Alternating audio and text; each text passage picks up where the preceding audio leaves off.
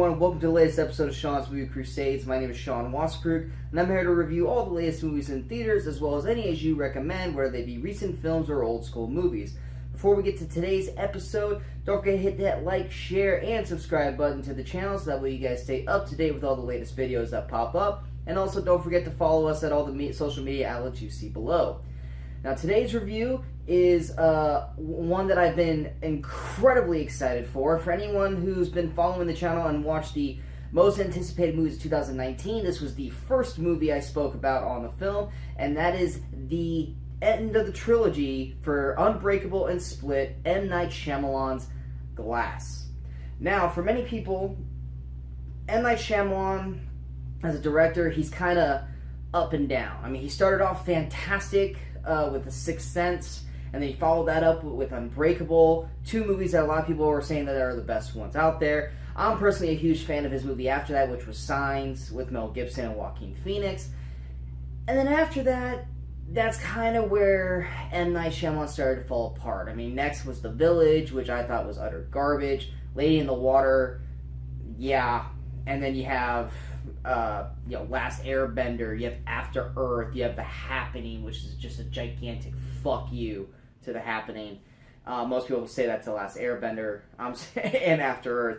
But then he started to kind of make a turn. The Visit was solid, and then of course Split. 2017, James McAvoy in Split. It was one of my favorite movies of the year. I think James McAvoy did a phenomenal job in that movie. I think it was criminal that he didn't get a nomination for Best Actor in that film. I thought he knocked it out of the park. And so the great thing about Split was that you're watching it and it's its own kind of character story, but then at the end there's a post-credit scene and it connects it to Unbreakable. And you find out that Split is actually a secret sequel to Unbreakable, and that he's going to be coming out with the third and final part of the trilogy, which would be Glass. And the first trailers came out for it, and the movie looks awesome. You get all three of these characters. You get Elijah Price, aka Mr. Glass. You get David Dunn, and of course you get the Beast. All three together. I mean, it looked utterly incredible, and I was so excited for this movie when it was coming out. Now, before we get into it, this review will probably be longer than most recent ones. I know I've been trying to keep my reviews relatively short and tight, trying to keep it under 15 minutes. This one I might ramble. I'm not saying for sure how long this is going to go, but if this one goes long, I apologize. But any of these movies that are on my most anticipated list, these are the ones I'm really excited about. And so the chances of me rambling on and talking about things is a lot more higher for these films. So if you want to just stick to the timestamps, go ahead and look at them down below and follow from there. But just let me riff on this, because this was a movie I was super excited for, and it was one of my most anticipated of 2019. The general plot that we find out in the beginning of the movie is that as Glass takes place 3 weeks after Split, which I thought was crazy, because I thought it was going to be a little bit more down the road. It actually only takes place 3 weeks after Split, and 19 years after Unbreakable. So if people want to follow the full storyline,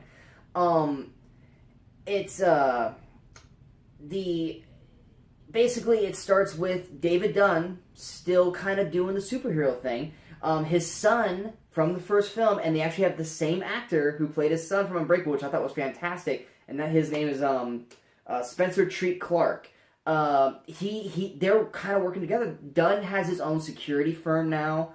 Like, he sells security software, cameras, and all that kind of stuff. But it's all kind of a front for him and his son, Joseph, to kind of continue with his superhero antics. And Joseph's kind of playing like anyone who knows Batman, he's kind of the Oracle. Or anyone who watches Arrow, he's the Felicity to David's Arrow. He's the guy in his ear, walking him through things, giving him, tips, while he's out on the streets looking for people, give him all the information he needs. And it's a perfect father-son combination. But basically, ever since the events of Split, David's been trying to find the Horde, aka the Beast. And so, as we start the film, and people have seen this in the trailers, the Beast has kidnapped four cheerleaders. Or, not necessarily the Beast, but Dennis, Patricia, the group or the Horde have kidnapped four cheerleaders to basically serve up to the Beast, kind of like what they did in Split. And David is kind of on a running clock trying to find him and stop him. In the midst of that, they both get caught, and they end up in a mental institution where Mr. Glass is at. And the whole point of this mental institution is that there's a specific doctor that has been brought in, and that is Dr. Ellie Staple, played by the great Sarah Paulson. And her whole thing is to basically treat them, to let them know that they aren't special, that they are not superheroes, and that they are just regular people who are just really good at certain things that might come off as super, such as the Beast is really good at rock climbing, not because he's super powerful, it's because he studies a lot of rock climbing videos, and like stuff like that. And then of course, craziness ensues while you get all three of them together. That's the general plot of Glass, and that's not, I know that might sound a little spoiler heavy, but all that stuff literally can be kind of given in the trailers for the movie before it came out, but that's the general plot. Now, what works with this movie? First off, James McAvoy is fantastic, just as he was in Split. He is a little more over the top in this one than he was in Split. Split, he's a little more not in check, but he's more toned down in Split because he's really just kind of integrated into just playing Dennis, Patricia, Barry, Hedwig, and the Beast. He's only playing like 4 or 5 personalities out of the 24. In this one, he kind of goes through all of them, and sometimes it's like bam, bam, bam, bam, bam, and he does a lot of Hedwig. So if you love Hedwig, you'll like him in this, but it can come off a little bit too much because they do go to Hedwig way too much in this movie. I will agree with that, but I enjoy Hedwig, and he brings a lot of the laughs in the film. But McAvoy, he's the shining star in this movie, just as he was in Split. He's fantastic in this. When he's over the top, he's great. When he kind of tones down and is more singular to a certain persona, it's even better.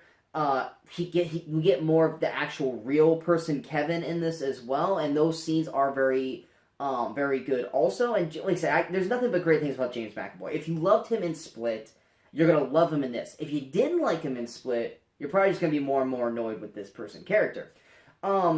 Samuel Jackson and Bruce Willis win, and this is a big kind of emphasis on where this review is going.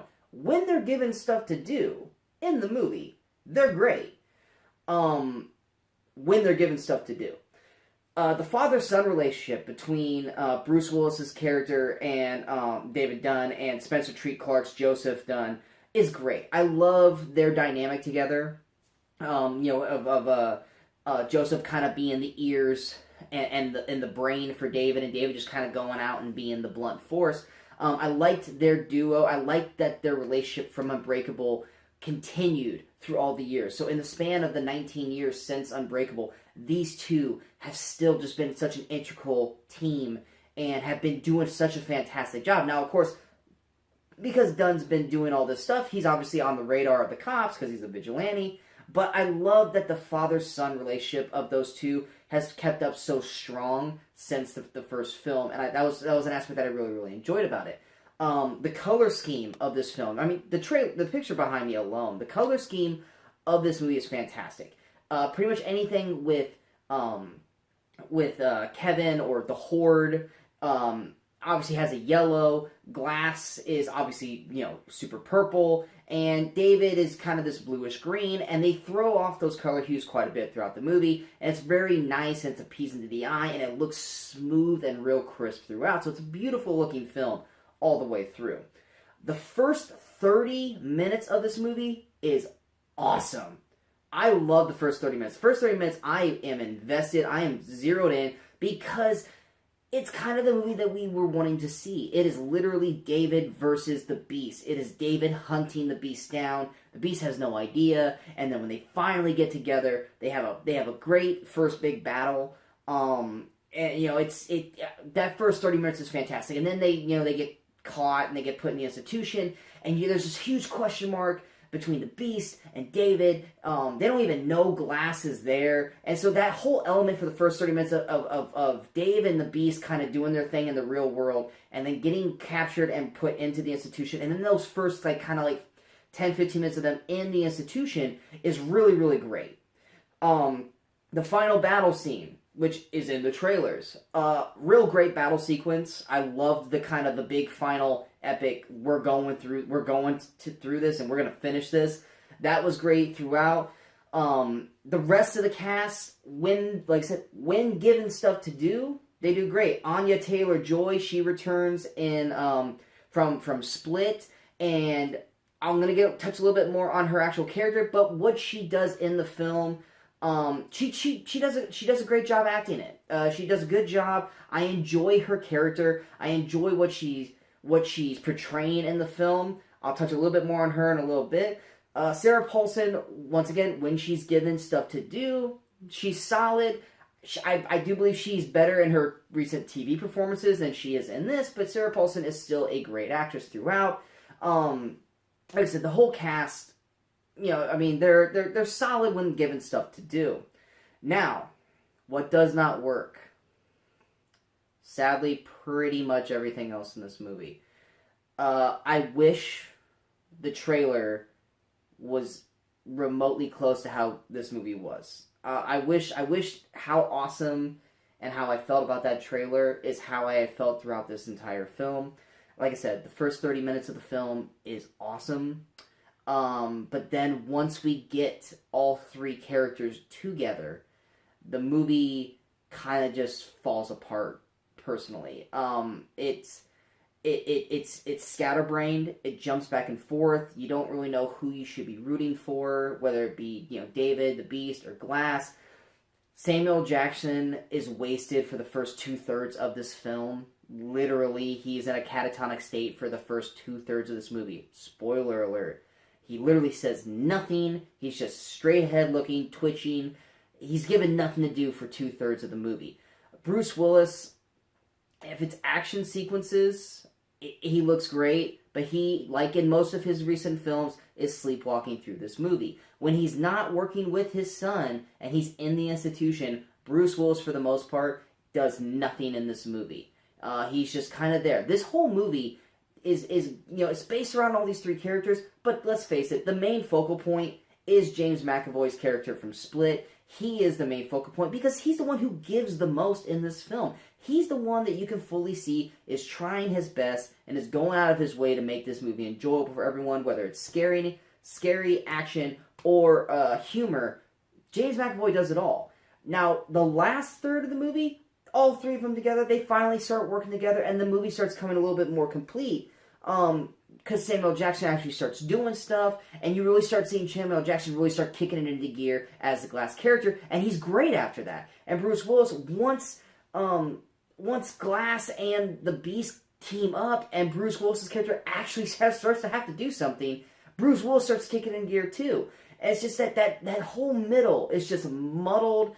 It's repetitive to no end with Sarah Paulson's character, with the repeated, "You're not a superhero, you're not a superhero, all this is bullshit, you're just a normal person, blah, blah, blah, blah." But yet except for Mr. Glass, they put Bruce Willis's David Dunn's character literally in a prison that is for holding someone who's super powerful. Same thing with Kevin.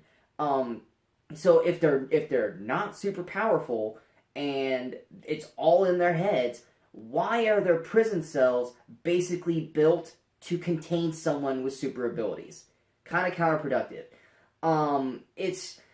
There's just a lot of things that just don't flow right. The tone of the movie is just it slows down to a halt. We got full on excitement for 30 straight minutes, and then it just slows down to a burning halt. And until an hour later, when we finally get to the climax of the film, Anna Taylor-Joy, like I said, I was going to bring her up. I love her in the movie because I loved her in Split, but her character's motives in this film make no fucking sense at all. It is 3 weeks after the events of Split. Her character should not be as well adjusted as she is after 3 weeks. Plus, there's a certain... she now has this connection with the Horde. Almost like she's in love with Kevin.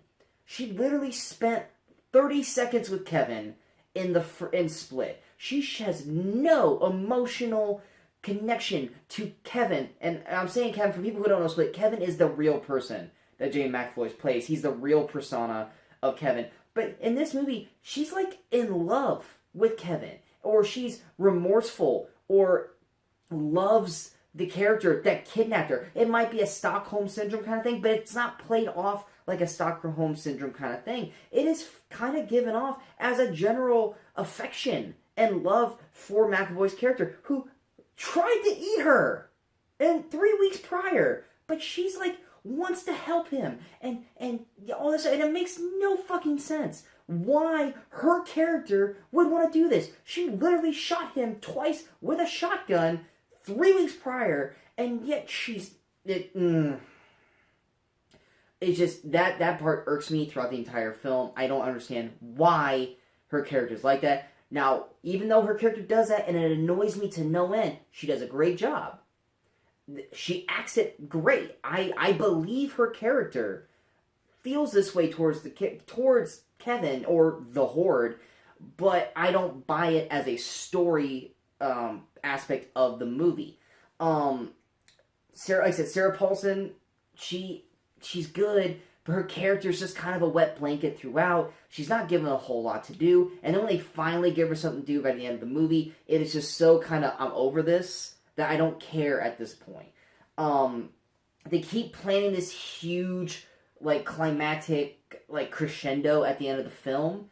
They just keep focusing on it and focusing on it, like, we're going to this place, we're going to this place, we're going to this place, and then they never go to that place. So it's just like, you kept building up this huge climactic thing, and it never happens. So that kind of was a disappointment. There's also certain things that happen to the characters, or that the characters do, that don't fit with the character traits, like Anna Taylor-Joy's Casey character kind of falling for Kevin's, or the Horde.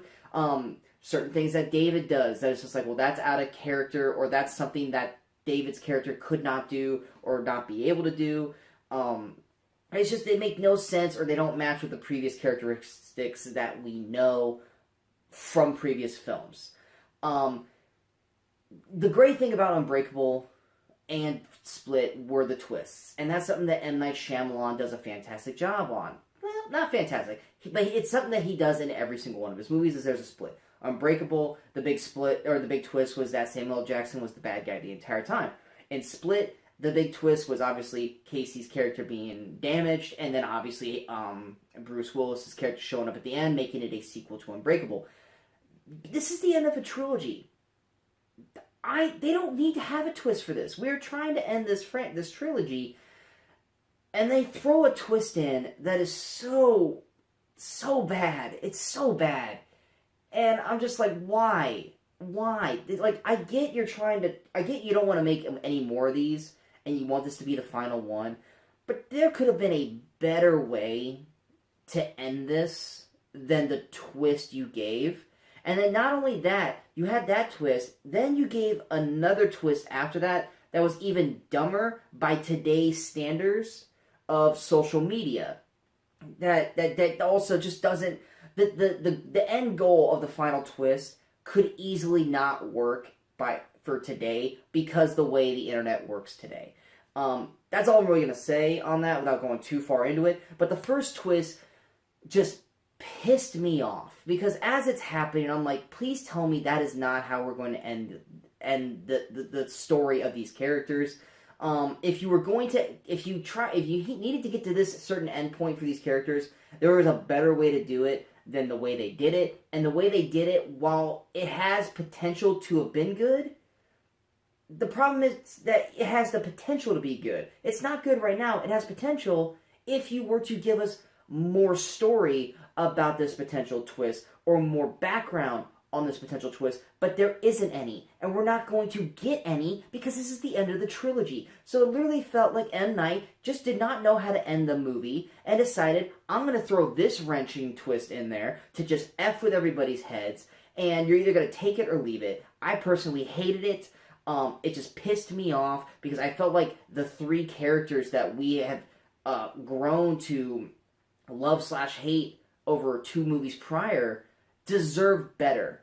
I feel like they deserve better than what we got. I feel like they could have even done more films. I get M. Night didn't want to do any more, but I felt like the twist in here was just stupid. I was not a fan of it. Some people might like it. Some people are probably like me and hated it. If you liked it, great. It has potential to be good, but like I said, we're not going to get the potential. We're not going to get more about it to find out if it was good or not. So overall, with Glass, it's got some great parts in the film. Mainly the first 30 minutes and the last 15 to 20 before the twist. McAvoy's performance is fantastic. Bruce Willis and Samuel L. Jackson, when given stuff to do, are great. Other than that, they sleepwalk through the film, literally. Anna Taylor-Joy is great in it, even though I don't agree with her character's motives at all in the film. The action set pieces, as grounded as they can be, were pretty exciting. And like I said, it looks gorgeous throughout the entire film with the color scheme. Other than that, this movie is a straight up mess. And the reason why is because I just don't know if M. Night really knows how to do a superhero movie. With Unbreakable, it was a drama that secretly was a superhero movie, and Split was a horror film that was secretly a superhero movie, whereas Glass was a straight up superhero movie, and I don't think he just knew what to do, nor did he know how to do it, and he literally just keeps beating us over the head with exploitations about stuff that we have known for quite a long time when it comes to comic books, and it's just nonsense. It's over the top, ridiculously stupid, and ultimately Glass, even though I enjoyed most of it, is a huge disappointment to the year to start. This will probably end up on my most disappointed list by year's end, unless some real stinkers really start to happen that cause this to be forgotten, which I doubt. Like I said, if you're a fan of Split and Unbreakable, I mean, you have to see this because you have to see how it ends. Go in with low expectations. That will probably make you end up loving the film more than I did. I went in with high expectations, and I was ultimately disappointed. If you go in with high expectations, you'll probably feel like me, where there was a lot that I liked, but there was a lot that I hated, and the hate outweighs the like, so therefore it was a negative for me.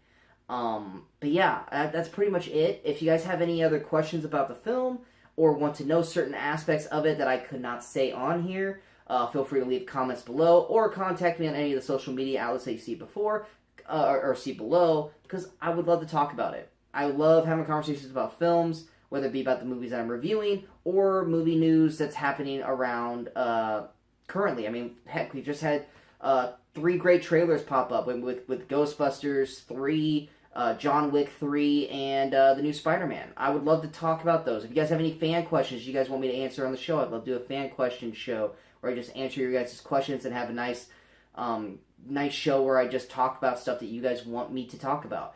Other than that, if you guys liked the review, feel free to hit that like button. If you guys feel like this review is worth sharing, go ahead and hit that share button. But most importantly, don't forget to hit that subscribe button so that way you guys stay up to date with all the videos on the channel. And also don't forget to follow us on all the social media outlets that you see below. And until next time, good morning, good afternoon, and good night, Movie Crusaders.